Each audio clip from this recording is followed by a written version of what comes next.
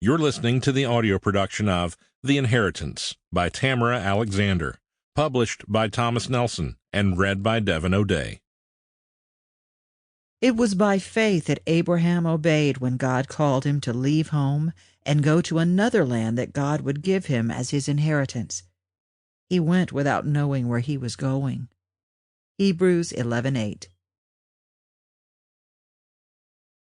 1. Copper Creek, Colorado, Rocky Mountains, Tuesday, June 5th, 1877. McKenna Ashford climbed down from the wagon, holding firm to the belief that she'd made the right decision in coming west, as if her brother's behavior back in Missouri had given her a choice.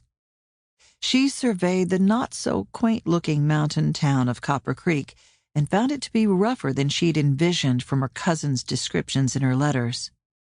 The town was more rustic, with its clapboard buildings, some slightly leaning and arthritic in appearance, their cracked windows staring out like dazed, bloodshot eyes on unsuspecting passers-by. But the mountains. Tilting back her head, McKenna traced a visual path across the craggy range that stood sentinel over Copper Creek. And lingering on their highest snow-capped peaks, feeling both awed and humbled, she knew Janey was right. A person couldn't see these mountains and not be changed. So this is it. This is what we left home for? McKenna stared up at Robert, still seated on the wagon bench, and read familiar disdain in her brother's smirk.